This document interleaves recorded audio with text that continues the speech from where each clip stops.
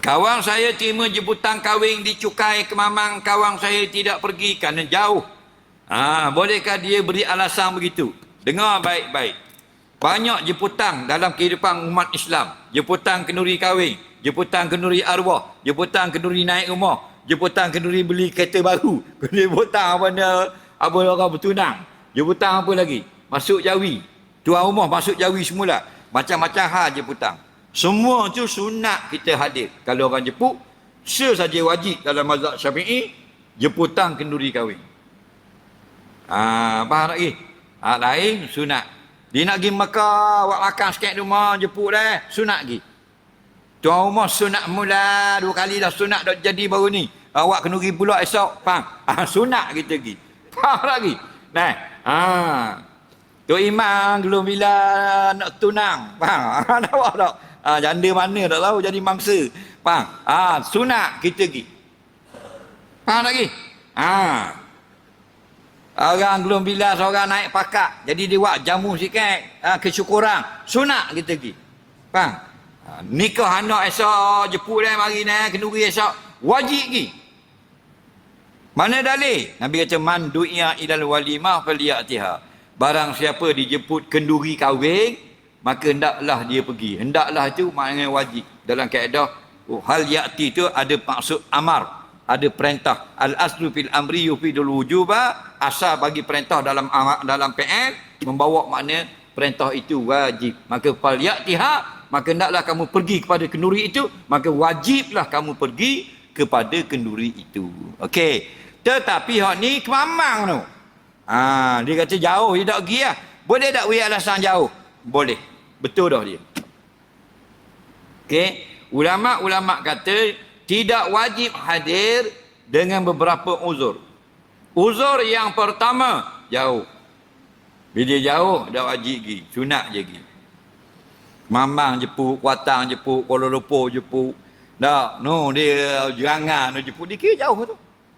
Dah, yang dekat kita dalam bandar, dia kira dekat. Okey? Tu yang pertama, jauh. Yang kedua, uzur kita tak wajib pergi, ialah dia dipanggil nombor 2. Orang lain panggil dulu, maka wajib pergi hak nombor 1 dulu. Faham lagi? Yang ketiga, kita tak wajib pergi, tidak ada kenderaan. Faham lagi? Dekat yang ngecang je, tak wajib pergi. Kerana tak ada kenderaan. Yang keempat, kita tidak sihat. Faham? Tidak sihat.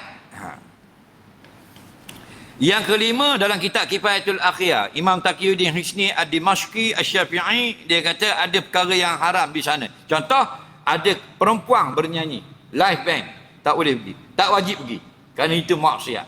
Kalau laki-laki bernyanyi, masih ada ulama' membenarkan. Jangan faham lagi. Contohnya lagi, adanya benda-benda yang maksiat, iaitu dihidangkan makan minum, untuk orang kaya dibuat istimewa, untuk orang miskin dibuat biasa-biasa saja. Maka kalau hidangan seperti itu dikira maksiat, tidak wajib pergi.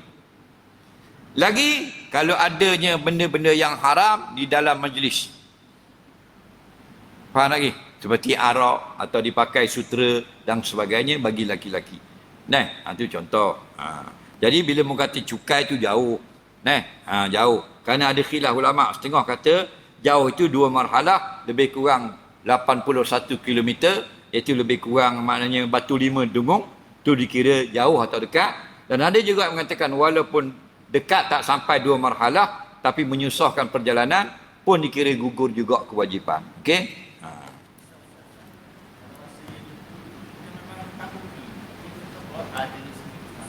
Tak apa, kita kena minta uzur. Boleh? Saya tak pergi, saya ada kerja. Boleh? Faham? Kemudian pula, ada orang salah faham. Dia kata dia puasa, dah wajib pergi. Salah. Siapa yang puasa wajib kau pergi. Bila dia jemput, wajib pergi. Sebab dia puasa dah kan nak buka. Kau tak suruh buka, kau suruh pergi. Kat mana dia menggugurkan kewajipan tu? Hadir sahaja, bukan makan. Tidak ada ulama' maka wajib pergi makan. Tak. Hadir sahaja. Dah apa dah akang, kita puasa. Puasa mak, puasa qada. Faham lagi? Puasa sunat boleh agak separuh hari. Puasa qada tak boleh, haram berhenti. Faham lagi? Tu imam usul kodok. Kau ada iman ni ada iman lain.